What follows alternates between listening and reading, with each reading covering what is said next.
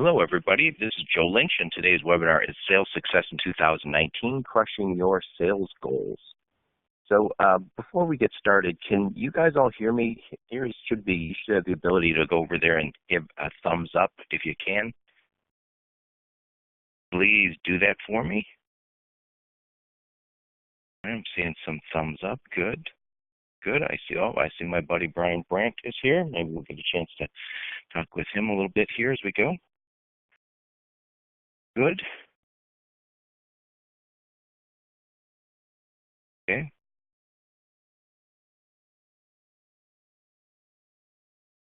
Just give it just another minute here, and then we'll get started. Can everybody see my screen? Can you give me a thumbs up if you can?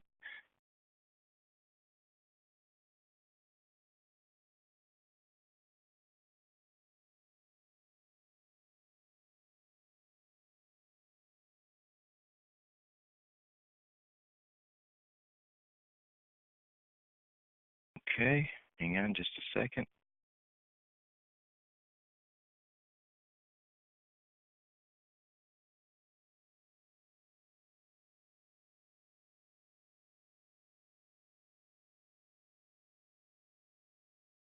Okay, just one more minute, we'll get started.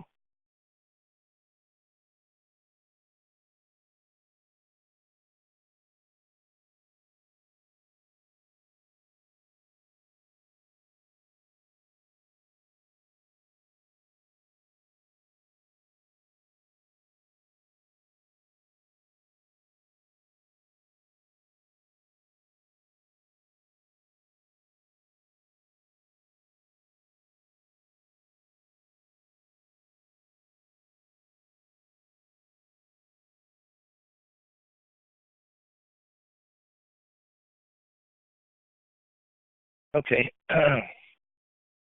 let's get started. So again, today's webinar, Sales Success in 2019, Crushing Your Sales Goals. Let's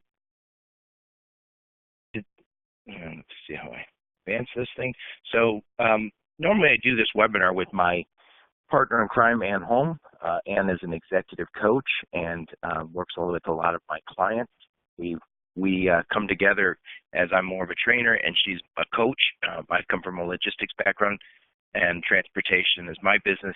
Her business has typically been,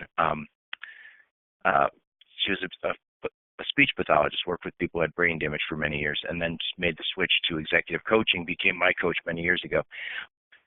Unfortunately for us, Ann can't join us today because fortunately for her and her husband decided to go to Mexico instead of staying in that frigid cold in Minnesota.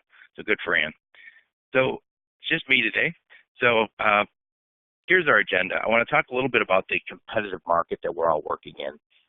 When I say ultra competitive, I think everyone I talk to believes it's become really competitive. We'll get into the reasons why. I want to talk next about why you need to differentiate your product, reduce sales cycle time, how to get more leads, and then also how do we get our salespeople to be more effective. And when I say that could, if you're an individual contributor, don't freak out because this is for you, not for sales management. So the ultra competitive 3PL market. First off, before we get into that, the shippers have changed quite a bit in recent years, in the last decade, basically since the internet, but it's gotten more and more prevalent.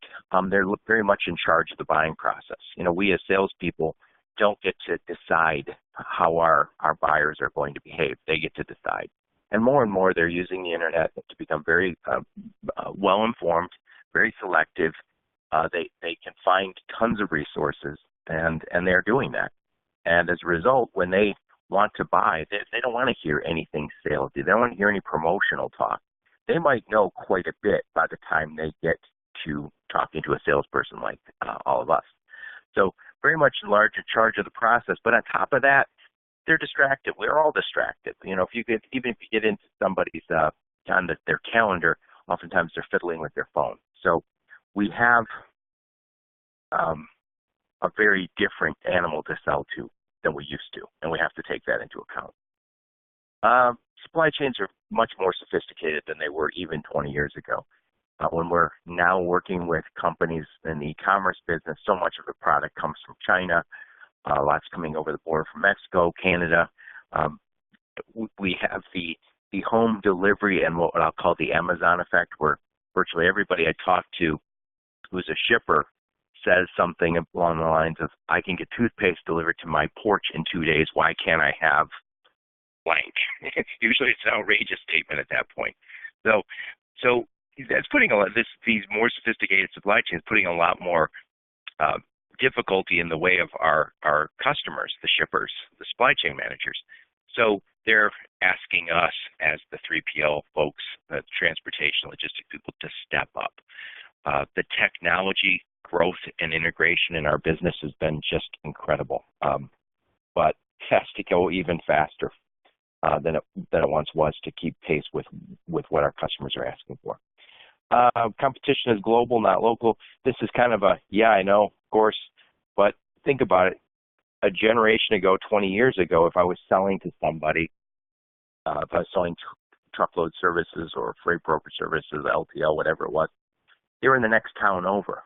And there were 2 towns over. They might have been in the same town. Not anymore. With the internet and all the connectivity we have, people can win business from virtually anywhere in the world now. And so we now don't have to just deal with our close by rivals. We have to deal with everybody.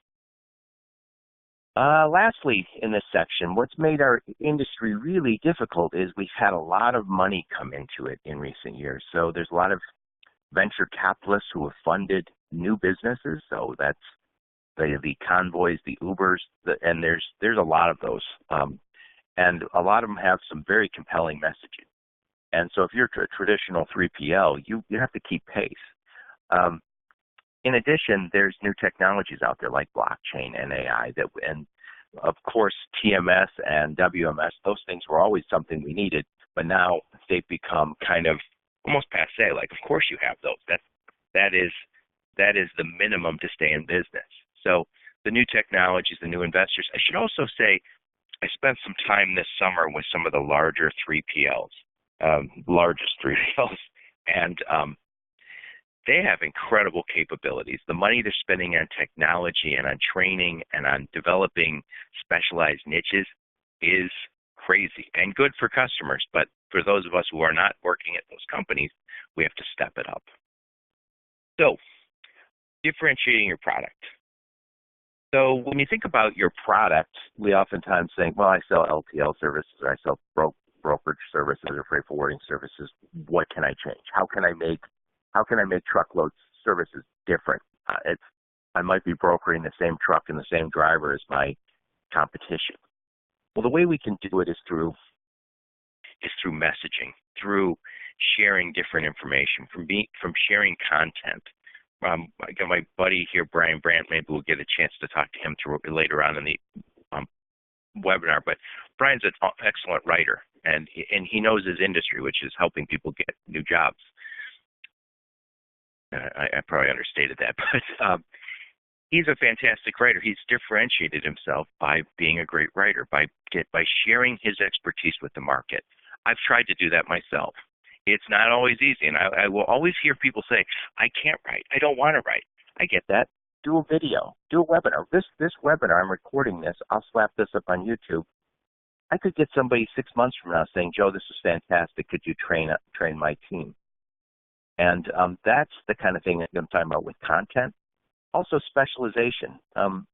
Don't be afraid to specialize you individually as I'm an e-commerce expert. And then that doesn't mean you say no to the local manufacturer who gives you some business. You just don't make that part of your specialization or your messaging. Become an expert in the problems that your customers have. So if you say, I'm an expert in e-commerce, and when you call that new e-commerce company, say, I already work with 6 other companies just like yours, and I think I understand your problems. Let me have a chance. It's a lot more compelling than say, oh yeah, I move stuff. I'm a truck guy. That can work, but if you want to be really be successful in this hyper competitive space, specialize. And that goes for companies, that goes for individuals. Become that recognized expert that customers are looking for. Because when people go online, they aren't Googling looking for a sales guy. They're looking for somebody who's an expert. Think of like how doctors, but you don't ever hear a doctor making a cold call because he knows that if he has specialization and he's in an area, he's going to get some business. So try and modify your service if you can. That's the tough part. As far as people, though, you can specialize. You can have your LinkedIn profile be a little different. Your messaging might be different. You might be the company that shares all the information that you can with your customers. You could be the education company. Somehow, some way, differentiate your product, and don't take the excuse that we're all the same. Because if you want to be paid like a commodity, just keep it up. Because it's getting easier and easier to see where the prices are in this market.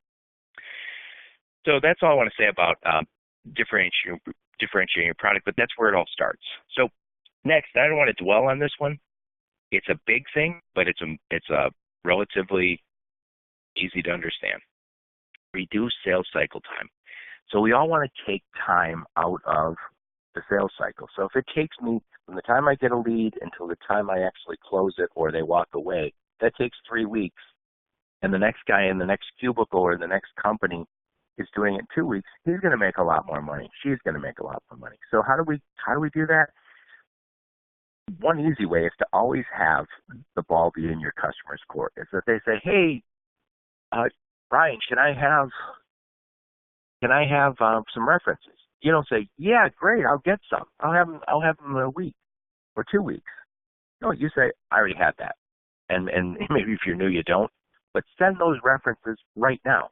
Be able to say, "Yes, I'll have those for you tomorrow." If they say, "Hey, this is great. I'd like what you're saying. I like what you're saying, David, but I'm not quite ready to go until we talk to my boss. Let's see when I can get with him." Well, you say, "Let's schedule something for right now." So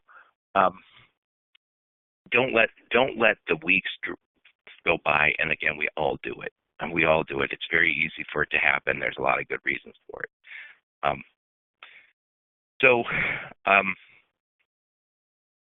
Continuing on, standardizing those processes, standardizing sales materials. So if you can turn around and say, "I have sales materials that look the same every single time. I don't have to modify them." There's one thing that a lot of people will say to me, "Well, what about when you have to analyze freight data?" And that is, a time-consuming process. But there are ways to get it done faster. Whatever you have to do, reduce sales cycle time. It can add a lot of extra money at the end of the year if you can go faster. So enough said. Figure that out. So continuing on. So we touched on this in the first section, but the buying process begins online. Potential customers for B2B now are like 90-some% of B2B buyers are beginning with a Google search. With that in mind, you have to focus your energies a little bit, not completely, a little bit onto the web. Because if somebody's looking for that e-commerce expert, that you want to be found that way. And your LinkedIn profile is something that will be found unless you have an unusual name. Well, if you have an unusual name, it'll be easier to find. Your name's Tom Smith, you're in trouble. But usually your LinkedIn profile will be one of the first things that people find when looking online for you. But what you want to do is you want to recognize that if customers are beginning their buying process online, you have to be there. Otherwise, your competition is getting a leg up. And a lot of people are sharing good information online. So somehow, maybe just if nothing other than LinkedIn, that's fine. But share some content that you might develop yourself, or share other people's content and make a comment about it. There's this bullet here about digital first. What that means is it's a concept that's out there, and Holmes has researched it quite a bit, that the impression people get online is one that sticks in their memory. So you might have said something, but what sticks with them is what they found about you digitally. So how do we get more sales leads? Talked about getting more leads. How do we go about that? So dedicated lead generation is an important part of this. And let me just give a quick, very basic view of sales. So you could say there's 3 big chunks to sales. The first is the lead generation. And then the second is maybe the sales process, which begins when I get a lead and ends when I close the deal. And then the last chunk is account management. So if you were a brand new salesperson at a company, you might say, I don't have any existing customers. I have nobody in my pipeline, so I'm going to spend all my time on lead generation. And so you will do very well getting lots of leads at some point, hopefully. And then as you get customers, as you get people down the line into your sales process and into your actual book of business, you will spend less time on lead generation. What we're seeing is a lot of companies are adopting the use of SDR, sales development representatives, which IT has used for a long time. So you might be an account manager, but you might be assigned an SDR who helps you do your lead generation. And those companies also typically say, I'm not going to make my sales guys responsible for account management. I'm going to have my sales guys doing sales. I'm going to have somebody who's dedicated to lead generation. And when you do that, you don't ever lose focus. And I hear this probably once a month from some brokerage owner who says, yeah, I get sales guys and they come in and they're great guns for a while and then they slow down. I say, why do they slow down? He goes, they get fat and happy. And then when I ask the question, are they responsible for managing their own loads? The answer is always yes. And so you can see how challenging that gets. You get very challenging because you might have a full boat. You might have 10 customers. You're running around all day. You have no time for general lead gen or anything else. So, it makes a little bit of sense to say, I'm either going to get or if your company isn't already doing this, you might say, I'm going to dedicate a certain percentage of my day towards getting new leads. Even if you say, if I'm going to get in there first thing in the morning, I'm going to deal with my hottest loads, and I'm going to spend the next 2 hours on getting new leads, so I'm never on E. So, continuing on. One thing that I've always advocated is building a relationship with your market. We are all familiar with trying to build a relationship with others, one-on-one. If you can build a relationship with the market, you're going to get more leads. And there's this term that's often used as a sales platform. I didn't make that up. I recommend you try and develop a 3PL sales platform. And think of the platform kind of almost like a political platform, hopefully without all the arguing and craziness. But that platform raises you above the crowd, so you can be seen and you can be heard. And hopefully you can start to develop a following by sharing some of your expertise. So continuing on, what is a sales platform? It's a combination of strategies. It's really web presence, maybe some content marketing, distribute that content through the social media. And ideally, if you get good at it, what you want to be able to say is, I'm going to share a whole bunch of content, and I also want to capture leads, and I want to nurture those leads along. A lot of times it can be done with email marketing. I know that's not our topic today, but what you want to do is you want to be that guy who gets seen and heard. You want to be that gal if someone says, that gal is credible because I follow her blog or I follow her videos or whatever you might be sharing. So, and again, this isn't for ego's sake. This is for the sake of getting more leads and more sales. Again, visibility, communication, be seen as a recognized expert. People are looking for experts. When I go online, I never Google, I want a sales guy to call me. I always Google the problem that I have. Hopefully some expert is writing about it. Some company that I've never heard of has written this really great article. So again, this is to sell more.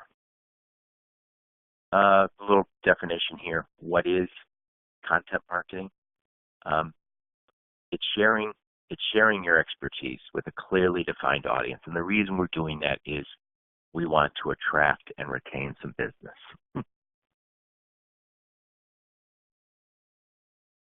The social media platforms makes a lot of sense to, if you have content that you're sharing, you're going to be sharing it on the social media platforms. LinkedIn is obviously the best one in our business, but I have seen some people on Facebook who are seeming to use the tool really well. Twitter, of course, I don't know. I haven't heard anybody say they're doing really well on Twitter. I have probably 4,000 followers. I don't know if I get business that way. I never hear anybody say I called you because of that. YouTube is an interesting one. It is owned by Google. I think most people know that. It is the second largest search engine, and Google gives a lot of preferential treatment to Facebook, from what I understand. I mean, to YouTube, from what I understand. So if there's a video on something, they're oftentimes going to pull that forward. It's not that difficult to create videos anymore. Virtually anybody can do it. If you don't feel like writing, but you want to share something, share some of your expertise, consider doing something on YouTube. And again, this webinar is on, through any meeting, but you can do it on a number of different platforms. I can record this and add this to YouTube very easily. And again, I've been found that way. I was asked to speak at a conference because somebody found something I did on YouTube. And when after they had asked me, I went on YouTube to look around. I couldn't even find the damn thing. So it's amazing what people can find on YouTube that I can't. So continuing on, developing 21st century sales skills. So this is really about the individual and how do we start to develop the skills we want for ourselves. So usually this would be the part where my friend and cohort, Ann Holm, would speak. So Ann is an executive coach, and she's got these wonderful sales assessments. So we do a test called Sales Personality Type, fantastic test. And what it ends up telling us is our sales strengths and our blind spots. So if you work with us in one of our training programs or one of our coaching programs, you'll get like a 12-page report on your sales strengths and your blind spots. And just getting that 12-page report real easy to use. You got to go online and take a 20, 30-minute test, which is it's more interesting than it is a test. It starts to tell you where you're lacking, and we believe that in a rapidly changing market, you need to start with your own self-awareness. If you don't understand your own tendencies, you're not going to be able to quickly adapt on the temperament of others and on their different communication styles. So we have to begin with these sales strengths and blind spots. And by the way, once you see that report, it is amazing, and goes through it with you. But I still look at my report and I say, oh, don't do this anymore. It reminds me of my weaknesses and what I need to avoid. And more than that, it tells me what I need to play on my sales strengths. So continuing on, we also do in our program, and this, I don't want to make a sales call, so you can do this without us, but you want to do some personal branding. And personal branding sounds like, oh, I'm building a brand around myself. That's true, but where it all begins is with a test where we just like a brand would test, where are we at today? How is the brand perceived? What is the awareness around it today? We send out emails. It's a program we use. We send out emails about the individual that we're working with, and we get feedback from maybe 20 or 30 of their friends and family, and maybe coworkers that they trust. And they get feedback on how you're perceived. And we just did one over the summer that I was really, really happy with, in that this guy saw himself as a very reliable, dependable guy. You could really count on him. Just everything he said, the way he dealt with life, you could trust him. He owned a business down in Texas, and when we did the personal branding, it came back just that way. So when we wanted to do his website, we were really redoing his website, but we made sure that came through, and it was brilliant, because a lot of times you would ask a guy like that, what should we put on this website? How should we brand you on your LinkedIn profile? And you might not get the true perception of how the world sees him. So by doing some personal branding, you can get that. We've had very, very good responses from this. Again, first impressions are made online. So if you do have one of those brands where this is what I love about this guy, we want to make sure that we highlight that on your LinkedIn profile and perhaps on other websites. So recognizing different temperaments and adjusting your communication. So I mentioned we do some sales personality testing, and that's very closely tied to Myers-Briggs. It's not by Myers-Briggs, but it's using some of the foundational pieces, I imagine. Um, there's 16 different Myers-Briggs personality types. That's too difficult for us to teach 16 different personality types. You're never going to pick up those hints. Now, Ann can, I can't. Most of us could not. But what we have done, and what I would recommend you guys, if you don't work with us, work on your own and figure this out, is understand the different temperaments. So when you look at these two temperaments, the first one is traditionalist, the other one I have here is experiencers.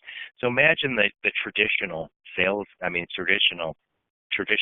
is the shipper, and you're coming in to sell to this guy or this gal, and you're an experiencer. Well, you see, the traditionalists are attentive, they're responsible, they're execution focused, they want clarity, they want things to be very specific. It says here, never say the R word, which is relax. These are intense people. They want things done right. They want them done properly. They're tied to tradition. And now we have on the other side, you might be a gal who says, I'm fun, I'm playful, I'm casual. Look at me. I'm enjoying this life. I want to use humor. I want to keep it really easy going. I don't want to bog everyone down with formality. You can see how these two groups, these two people are going to have a real mismatch. So if you are this experiencer, we want to help you understand the hints that tell you this guy's a traditionalist. Change the way you talk. Make sure you're speaking his language. And we do this with videos, and it's a really fun process because it's when Ann has these videos where you're watching somebody speak, and one will be like Warren Buffett, and one will be like this futurist. Both are very successful men, but one has is a traditionalist, and the other is somebody who's very much out there. So fantastic way to start to learn about the different temperaments. And again, it's not about an educational journey here. It's about trying to understand, how do I modify my communications type? Early in my career, I was an engineer for a long time, 20-some years, engineer and program manager in automotive. And it's a very traditionalist space. When a lot of those engineers speak this way. I'll show you what I am. I'm an ENFP, which means I'm an idealist. So I'm collaborative, creative, outside the box. I like to innovate, relationship focused. And I was working with a lot of traditionalists, and they wanted kind of cold, hard facts, where I was saying, let's all become buddies. Let's all work together and be collaborative, and talking a larger vision than they might want to talk about, because they're saying, Joe, great, you have a big picture view of this, but we're launching a car. So understanding how these people work is very important. So looking at conceptualizers, these are, again, future-driven, idea-generating. You can see there's some overlap in these. So you can see the idealist might work okay with somebody who's future-driven, idea-generating. The idealists like to brainstorm too. But just understanding how these guys think is important. So if you don't work, again, with Ann and I or another sales and coaching group, you want to go to another one that has the ability to kind of speak on these topics. So almost done here. Now we'll open it up for some questions if possible. So become a recognized expert. Again, nobody Googles sales guy. Nobody's looking for a sales guy. They're all looking for an answer. They're very complex problems. If it was a simple problem, they wouldn't go on Google to solve it. So we want to understand how we're perceived at the personal branding, and then maybe where we want to specialize, and then become that expert.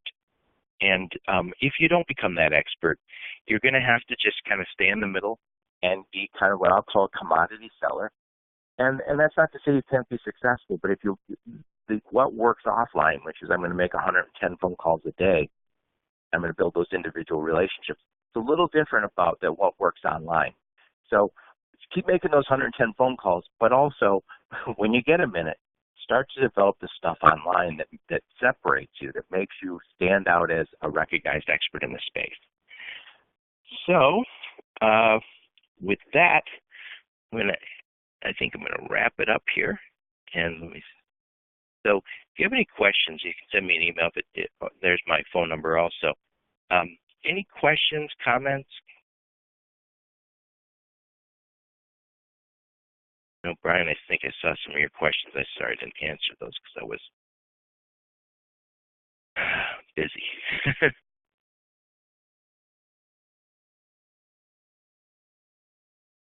Okay, so before we break up for today, I'm gonna make my buddy Brian Brandt. I'm gonna promote him to presenter. Hopefully he can speak up here. Can you hear me now, Brian?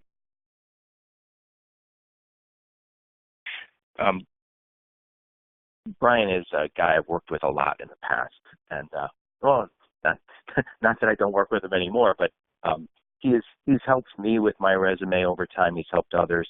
I helped my daughter. He's helped a lot of people I work with. I've recommended to Brian.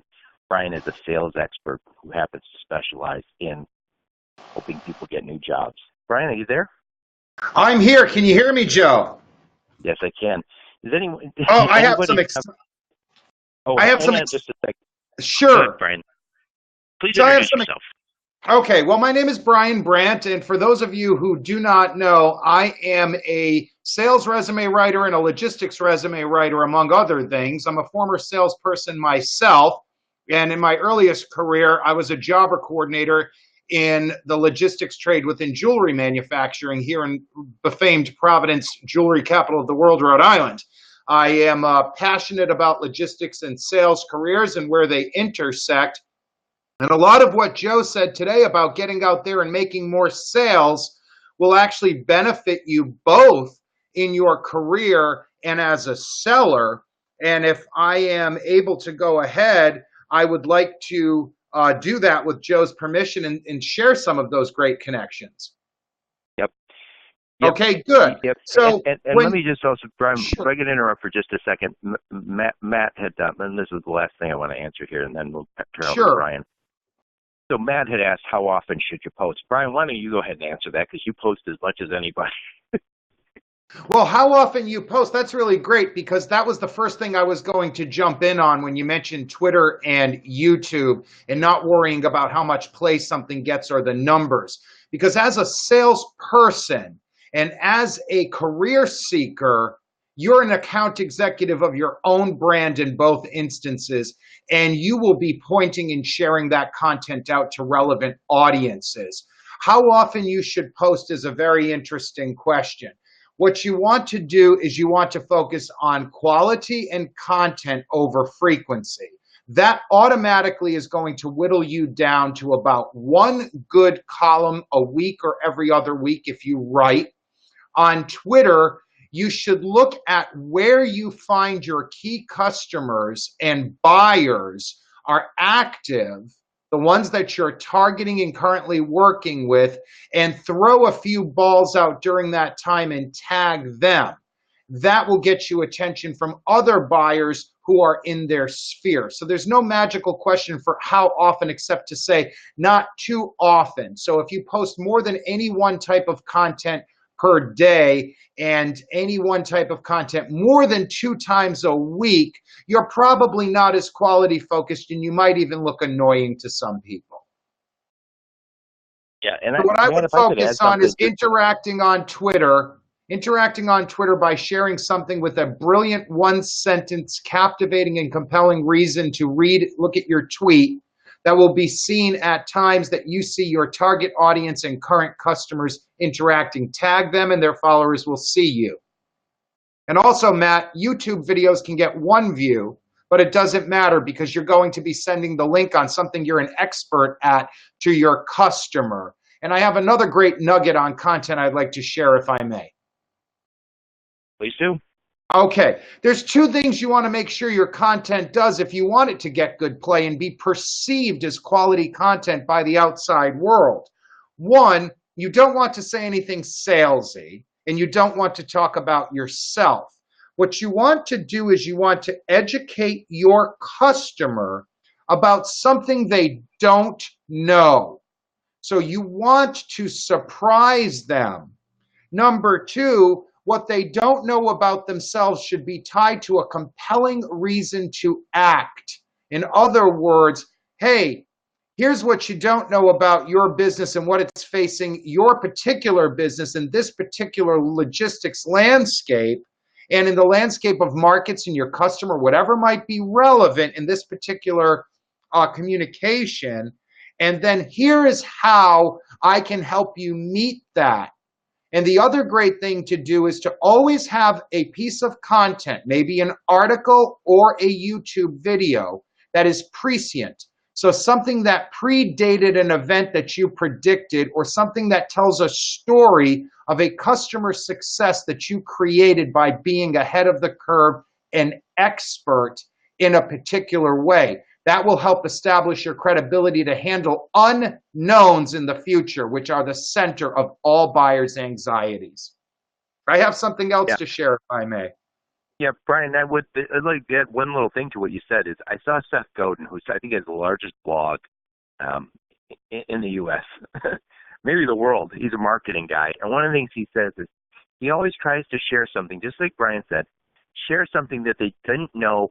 But what he's trying to share is something you didn't know, but as soon as you heard it, you thought, yes, right? You thought immediately, yes, that's what I need. That I knew that I kind of maybe somewhere in the back of my mind I suspected it. So you don't want to write something that they say, oh, I totally disagree with that. But you want to write something, to Brian's point, that they didn't know about their business, but ideally they go, that makes sense. Yeah, tell me more. That is definitely, that is one flavor of the ice cream that I mentioned, which is great because this can be done in many ways. What you want to avoid, which is great to have pointed out, is any flavor of ice cream that has an averse taste to it, like you said. No corrections, no, what you don't know is, what you need to understand is avoid preachy language. Hold your customer's hand, show her what's coming, show her what you've done in the past, but stay relentlessly devoted to being an expert that has revealed something to them along the path and shows a future where the unknowns can be handled by the expert. And if I may continue with that, I'll take the liberty to, you mentioned positioning yourself as an expert. And I want to tell people how that works when they're crafting their brand, whether they're selling to people or they're selling themselves as future sellers to be hired. There's two things at play here. You always deal with your customers as if they're going to hire you. Imagine that your customer had an ability to always hire you to provide the best products to them, okay? Well, one of those things is to understand where and when you use the word expert. If you're an accountant at a consulting firm like McKinsey and your customers are mining clients, you call yourself a mining industry expert. It doesn't matter what Sally, 3 doors down from you, thinks about that because you're an accountant and you're saying you're a mining expert and it confuses her. What matters is that customers who are looking for a consultant level accountant to perform forensics accounting are in the mining industry and they know that you're an industry within that. Always speak to your audience when you say you're an expert in a certain realm. That's important. That's how you use the expert. You are a salesperson. We know you're a sales expert. Well, you're a sales expert when you're teaching other people sales. But you're a cosmetics and fragrance expert when you're an omni-channel person selling to buyers in department stores who buy those kinds of products for their customers. Or someone who handles raw materials procurement in the Central African Republic that gets made into lipstick pastes in China and shipped to Mexico to be put into lipstick containers. That person is now a cosmetics and fragrance expert, and they may never even go to the department store. So use the word expert as it would appear, as it would appeal to the eye of your target. Any questions out there about your own sales career and advancing your sales to your customers? I can even take some calls like that, or any confusion about MBTI. I also have studied that and administered those. Yep. If I could add something, and Sure. Brian again is the audience, Brian has a background in logistics supply chain. He works with a lot of clients who are trying to advance their careers that way. But what's interesting about Brian is he's very much a recruiter. He's very much of a writer, and he brings a level of expertise. When you're talking about experts, this guy truly is an expert. So often I bump into people who I saw a guy last year selling small parcel, and he's, "Oh, I'm an expert in selling small parcel." And I said, "I'm looking at your LinkedIn profile. I see one job for the last year that says small parcel sales." He hadn't done any of the work that kind of made him that expert. You want to make sure that if you're calling yourself an expert, that you have some of the look and feel of an expert, which means I started sharing some articles. I wrote an article. I did a video. Brian is one of those guys who can help you along the way, help you on that path. He's done it for himself. He is a recognized expert in his space, so he knows how to get you there. You know what's funny that you mentioned that, Joe, is you talked about doctors not making cold calls. And it's funny, I am both a non-seller and a seller because I have to promote myself in a way that attracts the right kind of customers. Oh, yeah. And in so doing, I have to, at times, make sure that I don't forget that I have to sell. And I have an aversion to dog and pony. I don't do dog and pony for someone. You know that. I got a little bit of a prima donna streak there because I never sell on sales. I sell on expertise. And if you as an account executive or a brand, whether you're looking to sell something or be bought as a hired candidate or be bought as an account executive by a company, the funny thing is that you'll always get the best and the most discerning clients in your book by selling on expertise. And yes, in some cases, I'm seen as a writing expert. In some cases, I'm seen as a sales expert. In others, I'm seen as a logistics expert. But I've also been an IT resource manager. So how many expertises can you have? You really have to target. Be careful. You're showing some of my questions that are just commentaries that were meant to be shared with you only. Or maybe this is just my question. I'm a textbook ESTP and a raging SP. I'd like to, maybe if I could, play Ann for 30 seconds on this Myers-Briggs stuff, which is often misunderstood, Joe. Another area I'm an expertise in. You can, sorry about that. Thank you. You can look at my LinkedIn. I have up one of our participants right now. If you go back to my time at BU, I actually did a year of a PhD in questionnaire development. So I understand the science behind these inventories. Whatever you hear about Myers-Briggs in the common marketplace is very false. Myers-Briggs is the most valid and reliable measurement of personality in the marketplace. You can take an MBTI assessment for free online, and it will tell you what kind of a person, what kind of a seller you are. If you work with an expert who understands those dynamics, they can tell you why you're not making sales. Not just how to make sales and how to talk to your audience, but the things that you might stumble upon or what your personal pitfalls are as a seller. And that's worth exploring. So I would, at the very least, knowing Ann Holm is a quality-driven and effective person who is definitely at an elite echelon in her field, in a brand that I would readily associate with, which I don't with almost anybody. I would definitely say, at the very least, try to attend a future upcoming webinar where she is present. I also wanted to just let people know that beyond the lead generation, the sales process, and the account management, is don't forget to be an active relationship manager, not just an account manager. Because as you position yourself as an expert and you continue to be the person who's going to handle unknowns or at least manage a certain niche, remember that every relationship develops, can create other referrals, can become a true partnership, and you can evolve as your customer evolves. Your product and your offerings through different economies and market conditions will evolve according to the lines of what's working for you and what is working for your customer's success. You don't want to miss out when things change.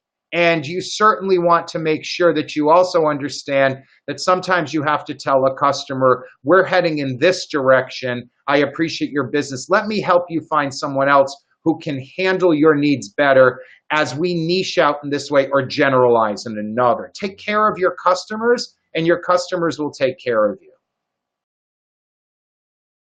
Absolutely. You don't want to miss those relationships. Yeah, I did not touch on that as much as I probably should have in this, but yeah, those relationships, if you build the right relationships and you do the job and you're honest and open to do all the blocking and tackling, you'll get calls years later. I still get calls from people. I'm not in the 3PL business anymore, but I still get calls from my former clients saying, "Hey, can you help me? I need a new 3PL. I need some advice on this." And I think to myself every time I get one of those calls, I'd like about 10 more of those every year. It's a fantastic feeling. Well, you know what's great about that, Joe Lynch, is that you are a great example of someone who needs to benefit from your own best advice. You are that expert. I've known you through every economic change that has occurred from 2008 to current, and I have watched you nimbly evolve. Similarly, my business and my offerings have evolved according to the market. But you are that person who is that expert in logistics and transportation sales and the greater supply chain as it relates to that. And you stay ahead of the curve and you're an expert at that stuff. And like a lot of the salespeople on here, I wonder myself, gosh darn it, why aren't I getting as many inquiries from the right customer at the right time? And it's very difficult for us to say, I am an expert at making sure that your needs within the area I specialize in are met now and into the future. You have a 10-year track record of doing that. I have a 10-plus year track record of doing that. And I'm sure some of the people that I'm looking at that are on the webinar now, particularly one individual, has a stellar track record here. What we need to remember is that even though we're just a few people today, I have already seen someone that I'm interested in speaking to more, and hopefully someone on here will be interested in speaking to me more at some time, and to keep letting people know this is what we're expert at. And even if they don't come this time, if we continue to produce light, quality, and well-timed and timely content, then people will continue to see that build. Just being here today tells me that you're an expert because you care to take care of your own expertise, stay up to date. And that's one other thing that's important, whether you're dealing with customers, and I'll stop after this point, Joe, so you actually get some talk time here.